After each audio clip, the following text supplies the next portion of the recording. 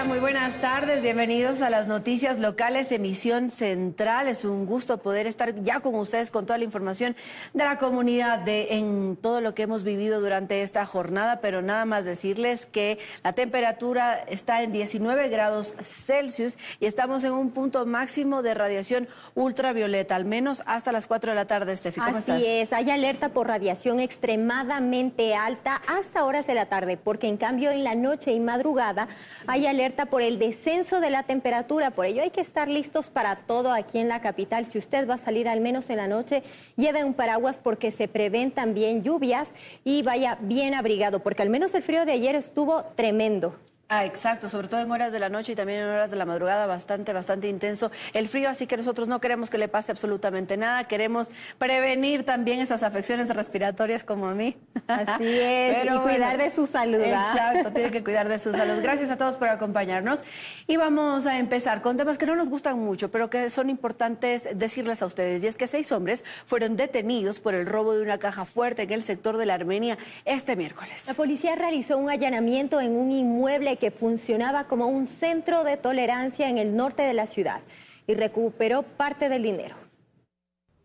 Varios delincuentes ingresaron a un domicilio ubicado en el sector de la Armenia, en las calles Juan José Flores y Olmedo, en el suroriente de la capital, y sustrajeron aproximadamente $16,000 de una caja fuerte. Estas personas se dedicaban al robo de domicilios en diferentes partes del distrito metropolitano de Quito. Tras la denuncia, la Policía Nacional logró la captura de 2 sospechosos en el Valle de los Chillos. Ellos hacen las vigilancias respectivas, ellos prácticamente analizan a la víctima, analizan el lugar donde van a perpetrar el robo y actúan de acuerdo a la oportunidad que se presente en el lugar de los hechos. En base a una línea investigativa, se realizó un allanamiento en un centro de tolerancia ubicado en el sector de El Inca, en el norte de Quito, donde se detuvo a otros 4 individuos. Presumimos nosotros que faltan 4 personas más. Estamos realizando las investigaciones porque salieron de un vehículo. Estamos rastreando al momento en toda la zona nueva. Durante la intervención policial se recuperaron $4,800, además celulares, armas de fuego, cartuchos, un vehículo y las prendas de vestir que habrían sido utilizadas por los delincuentes en el asalto al domicilio. Que esta estructura que hoy día tenemos aprendidos a los 6 extranjeros, se presume que es esta estructura delictiva la que venía cometiendo varios delitos, sobre todo en el sector de Quitumbe, de Sangolquí y del Valle de los Chillos. Comerciantes del sector expresaron su preocupación, ya que no es la primera vez que en este establecimiento se realiza un allanamiento. Dicen que han venido asaltando algunos domicilios, ahí están evidencias que ya los venían siguiendo. De lo que se escucha, hay bastantes rumores de que aquí prevalece una banda. En esta ocasión, las autoridades encontraron también restos de cocaína sobre las barras, lo que incrementa el malestar y la inseguridad en la zona. En estos momentos ya está la autoridad competente aquí para proceder a la clausura total de este nightclub. Según la Policía Nacional, los detenidos podrían estar implicados en otros hechos delictivos. Las investigaciones continúan con el objetivo de identificar y capturar al resto de los integrantes de esta estructura criminal. Gustavo Jaramillo, Teleamazonas. 13 horas con 53 minutos y la policía detuvo a un sujeto acusado de expender sustancias sujetas a fiscalización. Los uniformados decomisaron varios paquetes de droga en el sector de la Javí, en el sur de Quito. Vender toda esta marihuana, que sumaría al menos $100, era el objetivo de este sujeto, el mismo que fue detenido por la Policía Nacional en el conocido Parque Chino, en La Javí, sur de Quito. Porque inmediatamente nuestros compañeros realizan un registro corporal. Podemos ver que dentro de lo que le pertenece al señor cuenta con una bolsa color negro y dentro de ella hay 15 paquetes, 15 fundas plásticas que tienen sustancias vegetal verdosa, a lo que nosotros podríamos asumir que es marihuana. El hombre se movilizaba en esta motocicleta, que después de una revisión tiene alteraciones en el número de motor y chasis. El chasis coincide, pero el motor no. aparentemente pertenece a otra motocicleta. Sin embargo, no sería el único microtraficante operando en el sector según la policía, sino que en este distrito están tras la pista de quienes incluso usan niños para vender sustancias sujetas a fiscalización. Ya tenemos las características, tenemos ya la información, estamos también tratando de hacer la búsqueda, los patrullajes con inteligencia, con información para dar con el paradero de estas motocicletas. Así también moradores de la Javí piden a la policía continuar con patrullajes preventivos, pues temen que estupefacientes sean vendidos a menores de edad. Es bien peligroso, más que todo por el colegio, que ella también den más vueltas por aquí, porque a veces no son solamente los que venden la droga, sino igual los ladrones se pasan en las motos y les van robando. Por lo pronto, este sujeto presunto expendedor de droga fue puesto a órdenes de la justicia. En Quito, Brigitte Mancheno, Teleamazonas. Y la inseguridad aqueja a los habitantes de 2 cantones de la provincia de Pichincha, y es que los asaltos son cometidos principalmente por motociclistas. Muy preocupante sin duda, y la Policía Nacional afirmó que se intensificarán los operativos de control para mejorar la seguridad. La Armenia y Sangolquí comparten la misma problemática, la inseguridad. A pesar de que la Armenia está ubicada en la ciudad de Quito y Sangolquí es la cabecera cantonal de Rumiñahui, son constantes los robos a bordo de motocicletas que son captados por cámaras de seguridad. Un peligro constante, no se puede caminar tranquilamente.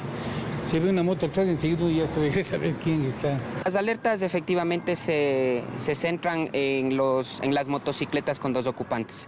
Ciudadanos y comerciantes aseguran que están cansados de los frecuentes hechos delictivos y respaldan los operativos de control realizados por la Policía Nacional, especialmente aquellos que están enfocados en la regulación de motociclistas. Muchos conjuntos, escuelas, y la presencia de la policía siempre ayuda bastante al control de las motos que siempre pasan, y a veces pasan con 2 o 3 pasajeros y no sabemos cuáles son sus objetivos, ¿no? Estos operativos preventivos han permitido en los últimos días la captura de varias personas, entre ellas la de un ciudadano que fue retenido y linchado por moradores en la avenida Gribaldo Miño, en el sector de Conocoto. 6 detenidos. El día de ayer tuvimos un detenido con un arma de fuego que fue neutralizado por parte del servicio preventivo en el sector de la administración zonal. Las autoridades presumen que los detenidos forman parte de una estructura criminal, por lo que anunciaron que trabajarán en conjunto con los líderes barriales para desarrollar estrategias que fortalezcan la seguridad en la zona. Pues también se les está ingresando a los chats comunitarios, que son chats de seguridad en donde ellos nos pueden avisar cualquier novedad y alertar inmediatamente a la policía para nosotros poder intervenir. Los habitantes de estos sectores esperan que estas acciones tengan un impacto significativo, ya que los moradores advierten que de atrapar a un delincuente será castigado directamente por la comunidad. Gustavo Jaramillo, Teleamazonas. 13:57 y presten mucha atención al siguiente caso, porque en Santo Domingo de los Áchilas una paciente fue presuntamente abusada sexualmente por un enfermero en una casa de salud. Terrible, este hecho se habría registrado en la madrugada de este miércoles. Familiares de la víctima exigen justicia ante este atroz hecho. Una paciente de 25 años de edad presuntamente habría sido violada en horas de la madrugada de este miércoles en las instalaciones del Instituto Ecuatoriano de Seguridad Social en Santo Domingo. El agresor sería uno de los enfermeros que laboraba en esta casa de salud y que tenía a su cuidado a la víctima. Tenemos entendido que uno de los causantes, el causante de este hecho había sido un enfermero de esta casa de salud, uno que se encuentra ya puesto a órdenes de la autoridad competente. Igualmente nos encontramos a la espera también del médico legista para que revise y continúe con las respectivas investigaciones en este caso. La mujer había ingresado a este hospital hace 3 días por una afección a su salud y se encontraba en el área de medicina interna. Los familiares de la víctima detallaron que esta no recordaba con claridad lo sucedido. Aquí en el hospital del IES violaron a mi hija el día de anoche. Mi hija no se acuerda. Justicia para mi hija, no puede quedarse así. Y más seguridad al hospital. Personal policial procedió con la detención del sospechoso de 28 años de edad y fue puesto a órdenes de la autoridad competente. En caso que el individuo sea encontrado culpable, podría cumplir una pena de 22 a 27 años de cárcel. Sin embargo, según los agravantes, la responsabilidad penal del autor del delito podría incrementar a 34 años, 8 meses. Karen Caguano, Teleamazonas. El Comité de Derechos Humanos de la ONU condenó a Ecuador por violar los derechos de una niña sobreviviente de violencia sexual. Así lo dio a conocer el movimiento regional Son Niñas y No Madres. La organización añadió que la resolución exige al Estado implementar medidas de reparación. El movimiento regional denominado Son Niñas No Madres, en rueda de prensa informó que el Comité de Derechos Humanos de la ONU condenó a Ecuador por violar los derechos humanos de una niña sobreviviente de violencia sexual. Bueno, la condena lo que establece es justamente que se han violado varios de los derechos humanos de Norma al obligarla a continuar un embarazo producto de violencia sexual y forzarla a una maternidad. Esto responde a la demanda del movimiento a raíz del caso de quien llamaremos Norma, una adolescente de 13 años quien fue agredida sexualmente por su propio padre por 2 años. Sus hermanos se percataron que estaba embarazada y presentaron la denuncia. Ella no pudo acceder a una interrupción del embarazo porque las instituciones no estuvieron listas para escucharla, para atenderla, para atender su salud, además de hacer justicia. A través de la estrategia legal ante el Comité de Derechos Humanos, el movimiento busca que los estados garanticen una reparación integral a la pequeña Norma y a otras adolescentes de Nicaragua para que ninguna niña sea obligada a ser madre. Generó en ellas una angustia enorme, inclusive muchas de ellas trataron de quitarse la vida como consecuencia, ¿no? Se vulneró el derecho a acceso a la información y educación, se vulneró el derecho a la vida privada, se vulneró el derecho a la igualdad y no discriminación. El Comité de la ONU otorgó 180 días al Estado ecuatoriano a partir del 20 de enero de 2025 para que la decisión se cumpla e informen los avances de la misma. En Quito, Juan Miguel Rodríguez, Teleamazonas. Amigos, atención al siguiente servicio social. Está desaparecido Julio Ernesto Góngora Betancourt. Él fue visto por última vez en la parroquia de Guayabamba, en el nororiente de Quito, el pasado 5 de enero del 2025, este año. Si tiene información, por favor, comuníquese al 1-800-335-486. Su familia y amigos están desesperados. Y también está desaparecida Mayerly Borja Meneses, ahí usted tiene la fotografía. Fue vista por última vez el 17 de enero de 2025 en el sector del Arrol 2, en el norte de Quito. Les repetimos el número de teléfono por si usted tiene información. 1-800-335-486. Cualquier información es muy importante.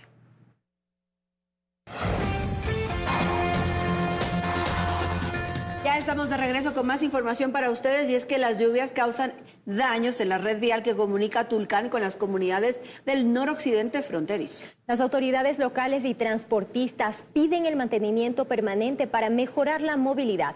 Jairo Jacome nos tiene un informe a esta hora. Jairo, buenas tardes. Así es, ¿qué tal? Buenas tardes. Al momento en el sector existe maquinaria y personal para habilitar la vía en caso de presentarse inconvenientes.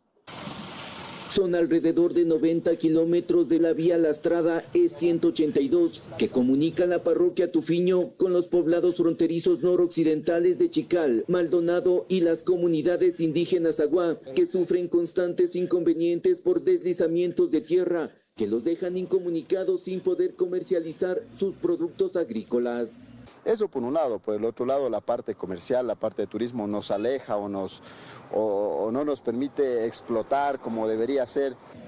Este no es un problema nuevo y por el contrario, el mal estado de la vía es permanente, generando perjuicios por daños en las unidades de transporte público que cubren esa ruta, quienes piden una mayor intervención para que perdure a los efectos del invierno. A nosotros pues nos perjudica muchísimo y como transportistas, eso es paquetes, llantas, hasta parabrisas se rompe porque hay harta piedra suelta.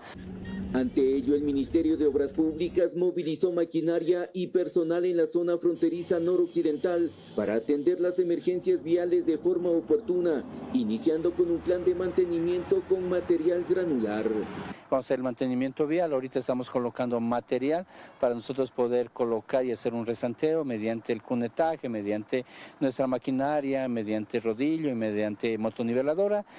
Las pérdidas son cuantiosas por el daño de las unidades debido a deslaves y el mal estado de la vía, que pone en riesgo a quienes transitan por el sector, tomando en cuenta que los fines de semana circulan alrededor de 150 y 200 vehículos y entre 50 y 75 autos diarios entre semana. En realidad se haga un trabajo y ser veedores de que esto se cumpla. que se cumpla, que si en realidad se va a hacer, que se haga un buen trabajo. El Ministerio de Obras Públicas destinará hasta $700,000 para la contratación de 13 microempresas viales que se encargan del mantenimiento permanente de la red estatal, generando fuentes de empleo de forma directa para 88 personas. El pedido de los transportistas y productores es dar mantenimiento de forma permanente a esta vía para poder circular sin problemas. Retornamos a estudios con más. Buenas tardes. Buenas tardes, Jairo. Gracias por ese reporte. Y regresamos a la capital porque ante la polémica suscitada por el plan de comercio del municipio, realizamos un recorrido por algunos sectores del sur de la capital y no saben qué.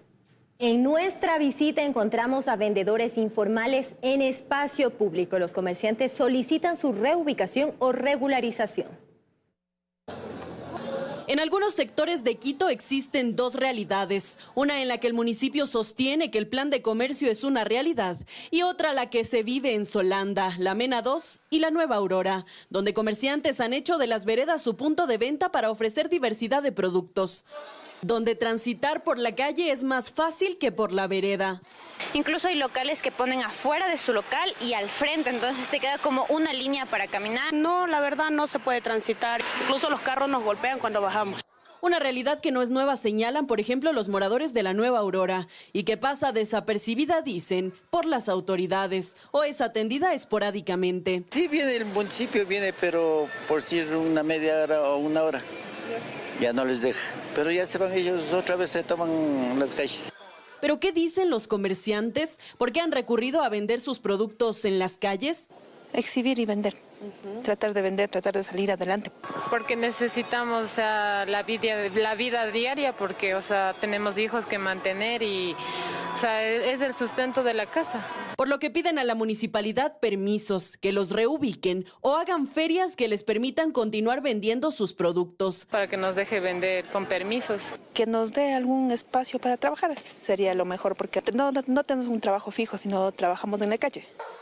Es decir, ni moradores, ni transeúntes, y peor aún los comerciantes, conocen del plan de comercio mencionado por el burgomaestre. ¿Desde cuándo rige este plan y quiénes son los beneficiarios? Son preguntas que los quiteños esperan sean respondidas, pues esta problemática no puede continuar.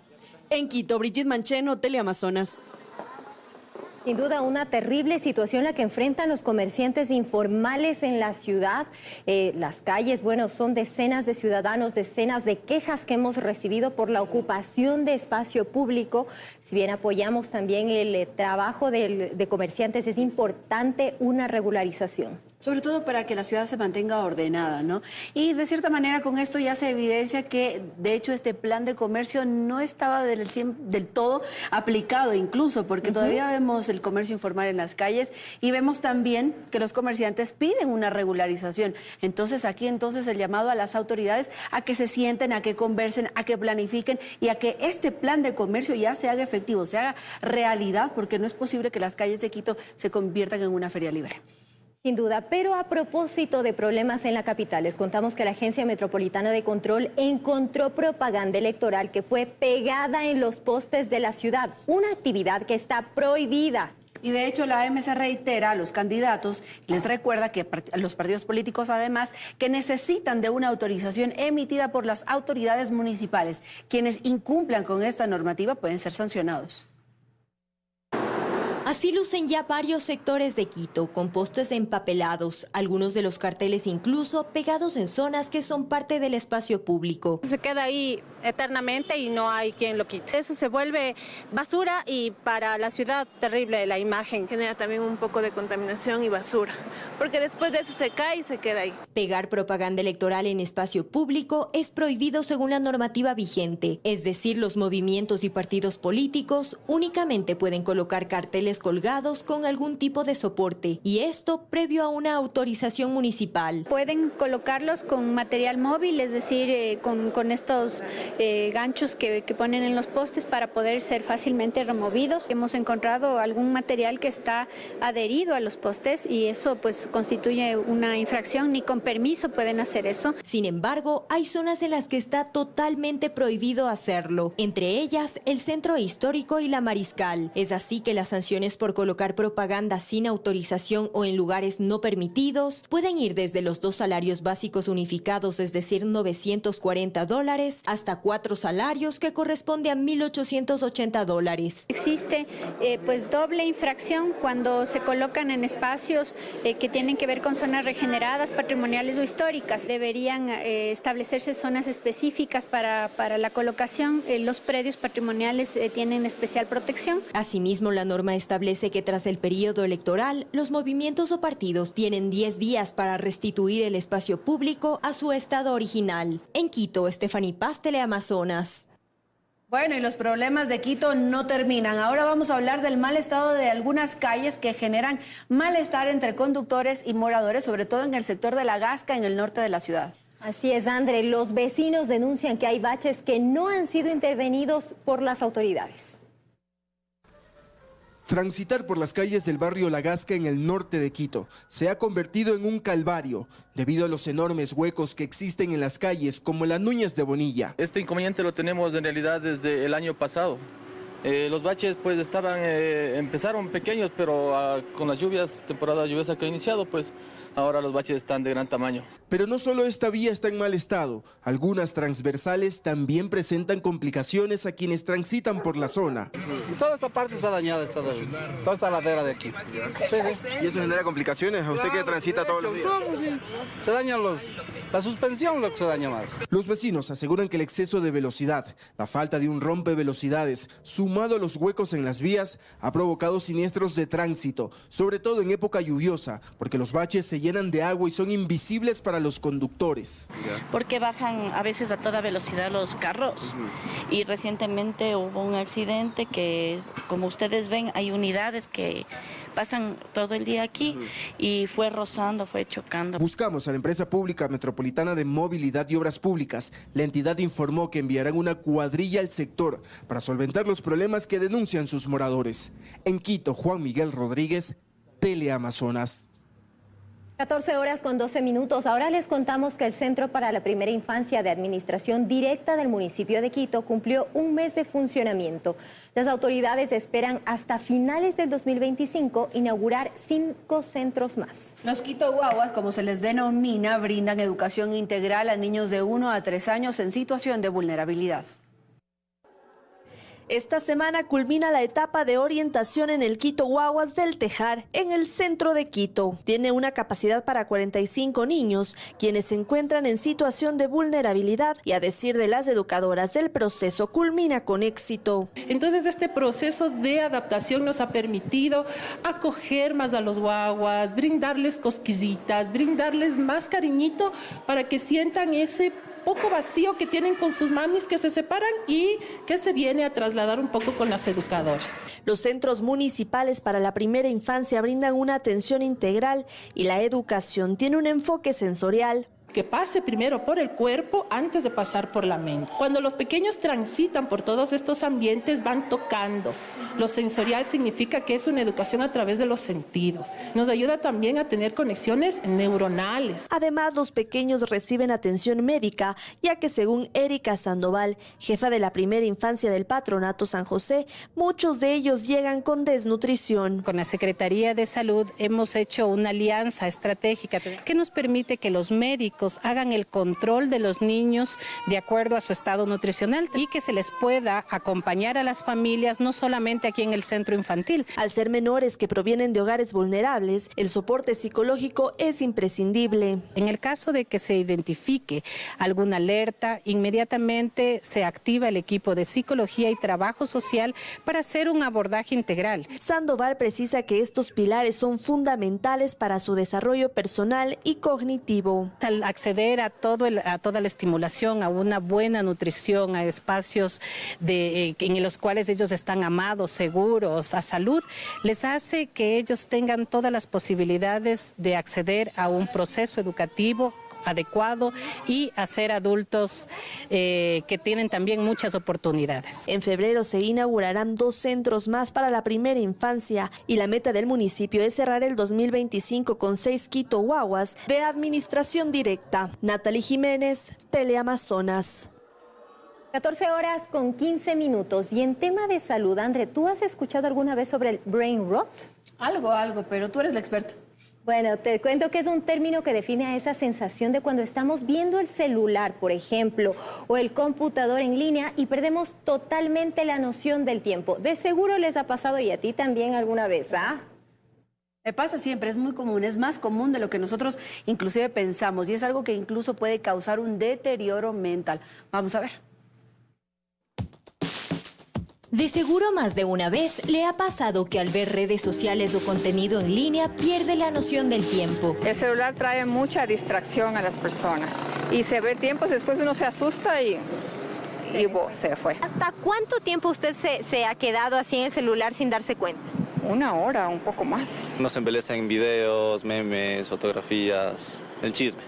¿Hasta cuánto tiempo se te ha ido sin que tú te des cuenta? 1 hora y media tal vez. El pasar horas viendo redes sociales sin darse cuenta del tiempo transcurrido es más común de lo que usted cree. Sin embargo, esto puede generar un deterioro mental o intelectual, más conocido como brain rot o cerebro frito. Causado por el consumo excesivo de medios digitales, de contenido digital en particular. Puede proceder pues principalmente de redes sociales, también de videojuegos multiplayer, de series en streaming incluso. Va a dificultar ese pensamiento crítico, profundo, la capacidad de reflexión, porque nuestro cerebro está básicamente bombardeado por estímulos que son muy rápidos, muy sonoros, muy intensos. Por tanto, cuando la calidad o la cantidad de ese estímulo disminuye, como por ejemplo pues sería el leer un libro o el hacer un ejercicio o trabajar incluso, pues nuestro cerebro se aburre y pierde el interés. Según un investigador, en un promedio una persona pasa entre 6 y 7 horas al día revisando redes sociales y en gran medida el contenido que se consume es trivial o poco desafiante. Algo que nosotros denominamos el algoritmo a la carta. El algoritmo le va a lanzar permanentemente vídeos afines a sus gustos. Esto lleva al usuario a entrar en lo que nosotros los investigadores denominamos un bucle lúdico infinito, es decir, no nos permite salir de la red social porque todos los vídeos que nos envía o bien nos interesan o bien nos hacen gracia porque están, seleccionados especialmente para nosotros en base a nuestros intereses. La disminución de la concentración, la pérdida de la memoria, ansiedad, estrés, la falta de productividad, la procrastinación y el fenómeno conocido como FOMO. El famoso fear of missing out, ese miedo a quedarse fuera o a perderse algo de lo que está ocurriendo en redes sociales. La principal recomendación para controlar el brain rot es limitar el tiempo que permanece en redes sociales. Sin embargo, también puede impulsar momentos libres de tecnología o realizarse una autocrítica sobre el tiempo que invierte en esta actividad. Esto se puede aplicar tanto a menores de edad, tanto en niños, siendo los progenitores los que regulen ese tiempo de exposición, como también en adultos. Es decir, yo misma tengo en mis redes sociales un límite de tiempo y cuando estoy más de ese límite de tiempo me salta un mensaje y de este modo al menos yo me hago consciente, ¿no?, del tiempo que estoy invirtiendo en redes. Recuerde que el contenido en redes sociales con ayuda del algoritmo está diseñado para provocar una sensación de bienestar al ver contenido de su interés. Sin embargo, esto puede provocar el brain rot y disminuir su capacidad cognitiva. En Quito, Stephanie Paz, Teleamazonas. Ya estamos en uno de nuestros segmentos favoritos, ya no es el único. Muy bien. Quito, Raíces y Cultura, y hoy vamos a conocer la leyenda de Seferino, el huésped querido del convento de la Merced y el que defendió el campanario de la iglesia del demonio. Nos contactamos con Michelle Villasís para que nos cuenten más de esta historia. Hola, Michelle. Muy buenas tardes, yo los saludo desde la cúpula de la Iglesia de la Merced y detrás de mí se encuentra la torre más alta del Quito colonial y también la campana más grande de Sudamérica. Esta guarda una historia muy interesante con el protagonista de Seferino. ¿De quién se trata? ¿Qué pasó? En el siguiente reportaje conocemos.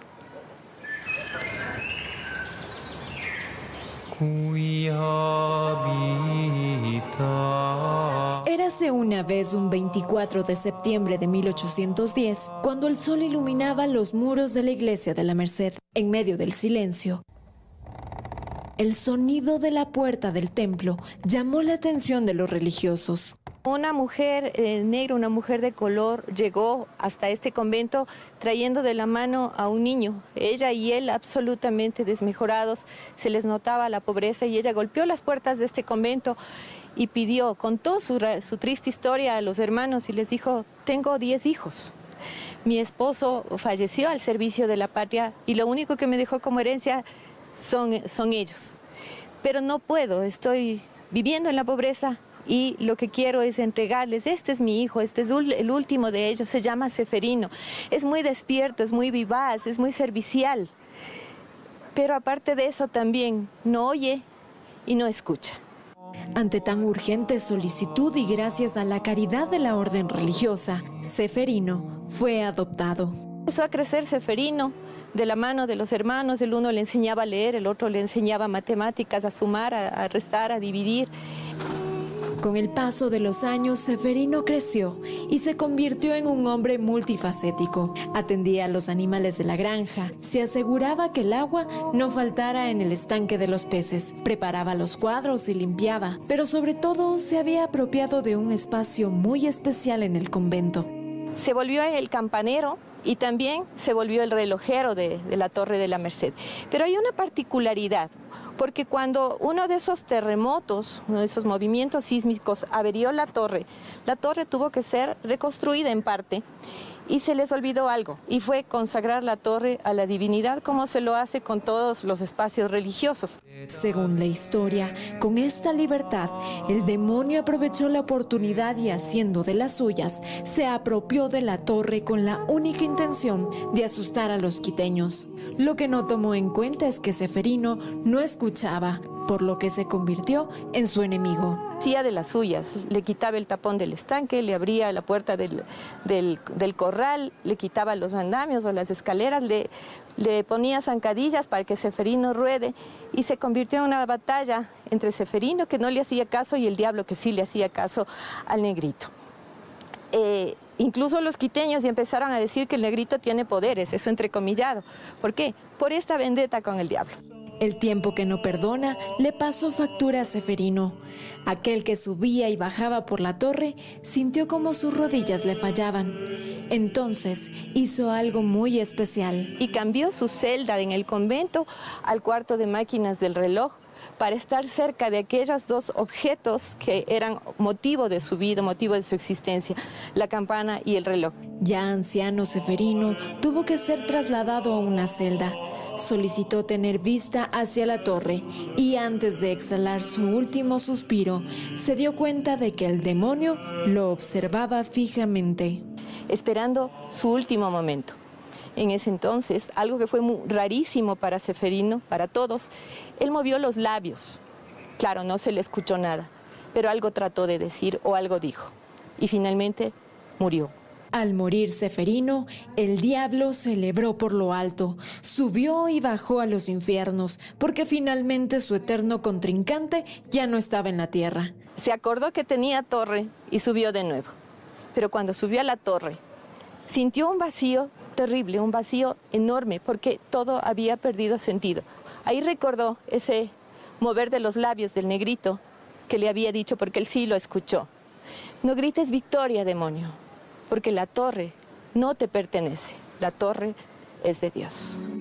Dicen los registros que Seferino partió de este mundo un 24 de septiembre, precisamente el día de la fiesta jurada de Nuestra Señora de la Merced, y se fue con la mirada fija en el reloj de la torre.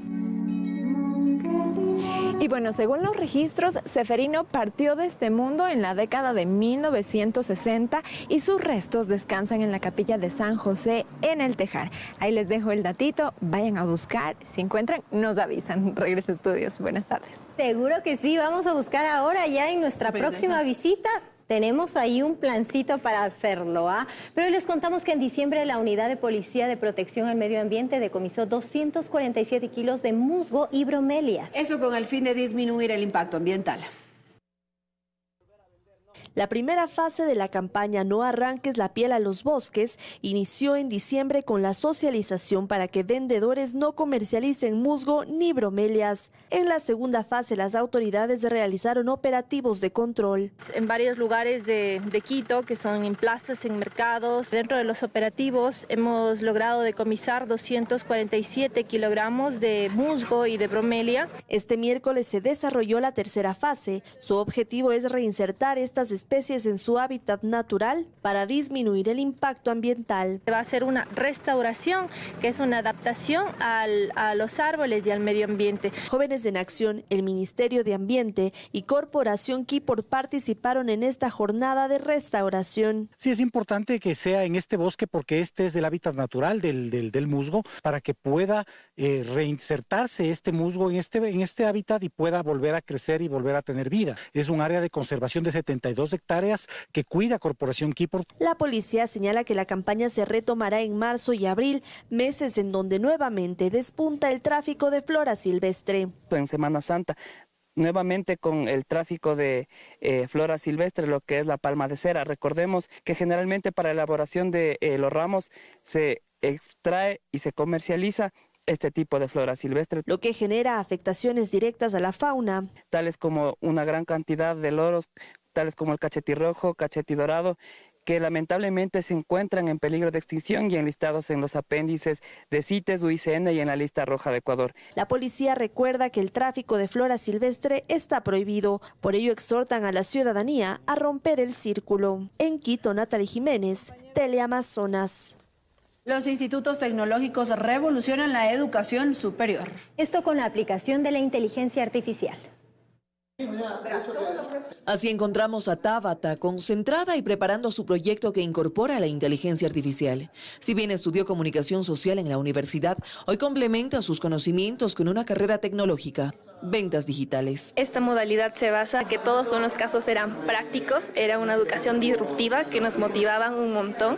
Por ejemplo, con Crux, que en este caso es una como criptomoneda que nos ayuda a impulsar también en estos proyectos. Ventas digitales es una carrera nueva, tiene un nivel de empleabilidad alto en el país. Entonces tenemos una propuesta muy disruptiva a nivel de malla curricular. Se trata de una de las carreras educativas tecnológicas considerada como una de las más demandadas para el 2025. Al igual que estas se encuentran, por ejemplo, carreras relacionadas con software, ciberseguridad o almacenamiento de datos. Hoy todas ellas tienen una característica fundamental, van ligadas a la inteligencia artificial. Nosotros vemos a la inteligencia artificial como un componente transversal que todo ser humano debe aprender a dominar.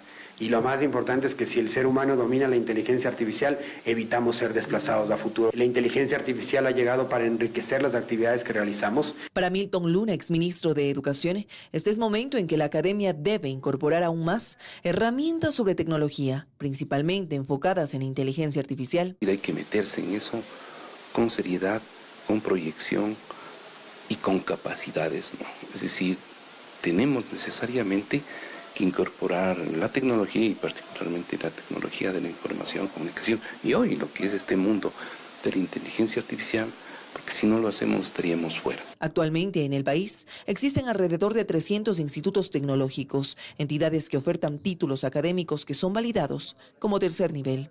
En Quito, Ismenia Solórzano, Teleamazonas.